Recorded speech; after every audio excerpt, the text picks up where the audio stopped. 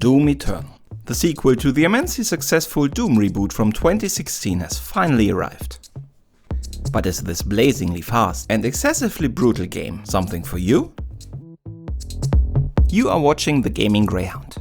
Let's take a look together at what the outstanding qualities of this game are to find out if you should play it.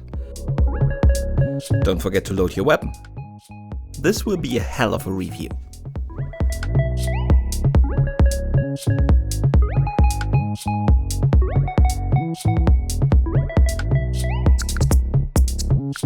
In 2016, id Software brought us one of the arguably best reboots of all time. They took one of the most iconic gaming experiences of the last century and translated it for the modern player. The result was a traditionally simple shooter that felt surprisingly modern. To create a worthy successor is therefore quite a challenge. Don't change enough and you have a rehash. Change too much and you lose your core audience. So what did they do gameplay-wise?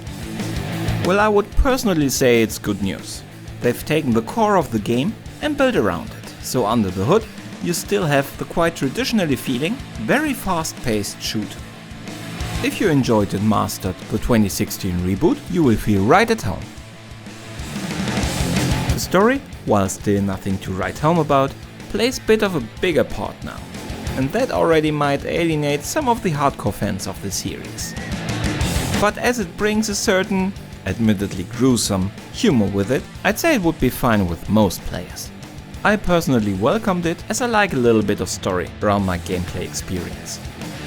Also, id Software added a lot of platforming into the game. Due to the solid controls, they might not always be easy, but they're manageable. But of course it's a matter of taste if you like that or not. For me, there were a bit too many of them.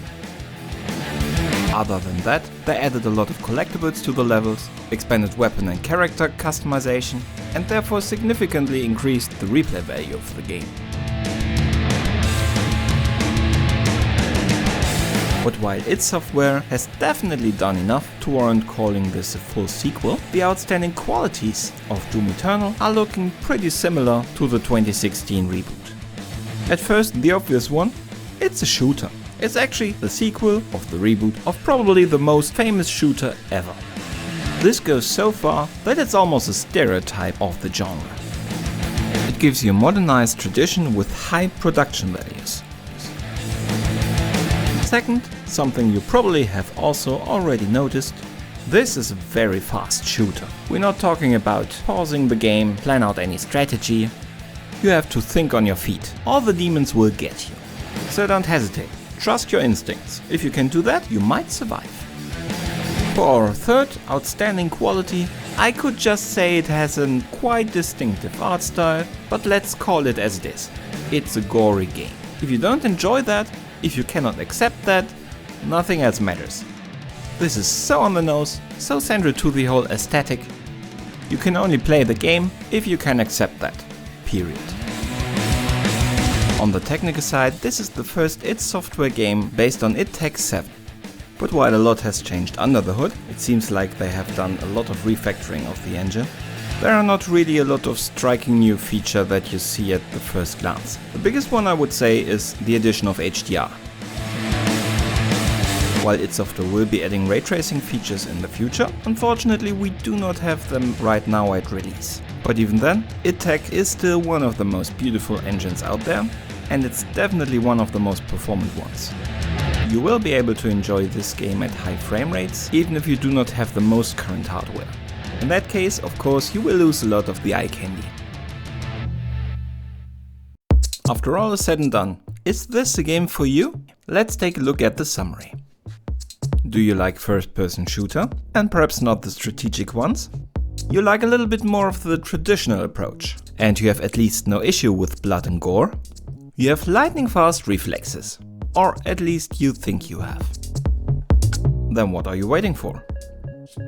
If you prefer a more slow approach to gaming, an intelligent storyline that makes you think, and your stomach is already a little bit queasy after seeing this video, then better stay away. But that's all for this game. I hope I could help you out, and you would make me very happy if you would come back soon. You were watching The Gaming Greyhound. Goodbye.